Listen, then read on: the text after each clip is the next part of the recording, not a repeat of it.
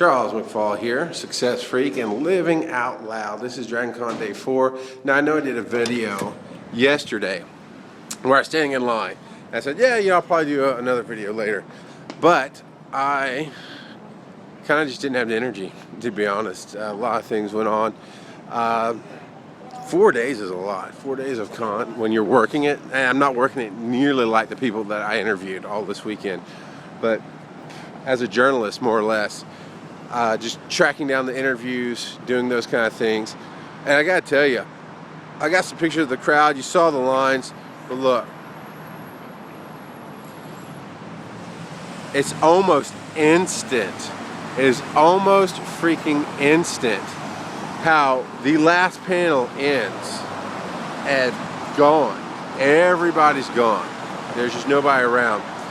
And people are packing up. Some people left yesterday. So yeah, yesterday I didn't get back to doing another video, but here at the end of the day, I got here a little before lunch and sat through a bunch of the podcasting panels. I'm honestly not sure what kind of connections I made. One of the reasons I came was, of course, to represent New Media Expo, which I thought I did really well, if I say so myself. 8, 10 interviews, separate interviews with podcasters and panelists and those kind of things, talking about what they do here, their experiences, their passions, and of course New Media Expo, and introducing them to New Media Expo if they were not already aware. And that's been a lot of fun. I met a lot of cool people, got to hang out with some big name people like Brian Brushwood. Sorry, I'm laughing because there's a kind of a joke from an interview that you'll hear if you follow New Media Expo and get those interviews. But Justin Robert Young, who's fun and fairly big deal on the Twit network, I got to laughing with these guys and got to doing the interview with them, and I said Justin Robert Long, and he immediately corrects me, right? He's like, Young, but instead of backing off and going, oh, I'm so sorry, I screwed that up. He'd been drinking, Brian been drinking, I wish I'd been drinking, but I was just having this fun time with him leading up to the interview. So as soon as he corrects me, I'm like, shut up, you're drunk, your name is Long. Brian Bushwood jumped on that, and the whole interview is Justin Robert Long. It was fun. So I got to hang out with Brian Ibbett, who we've had connections throughout the years. We might actually work on a project together, which would be really cool. I don't know if this is making you dizzy. Maybe if I do like this.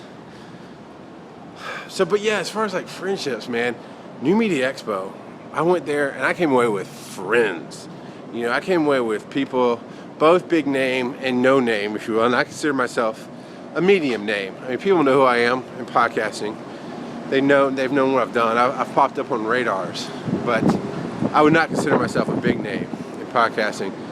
And so I've made friends of all levels at New Media Expo, but lasted throughout the year. That were great connections, were very personal.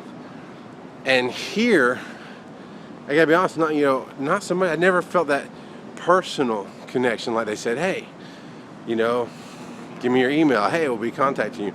Brian Ibbett, we're actually talking about working on a project together, hopefully. But such a hectic time at Dragoncon. So much stuff going on. It's really fun and really cool.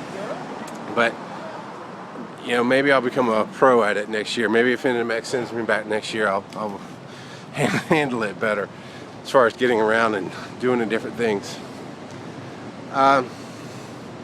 Great time.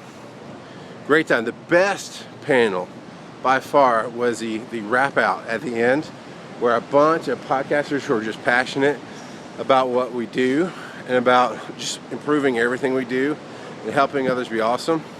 Now, of course, that's my term, but that's the basic idea, was they were helping by sticking around and saying, hey, here's some great ideas for next year. Nobody complained. Nobody said this sucked. Nobody said this was broken. Everybody said, hey, what about this idea? What about that idea? And that was awesome, because not only do we get to feel like we're part of the community, we actually get to shape the community for years to come. and that was really cool. And Brian Dunaway really led that charge really well, and it's been awesome.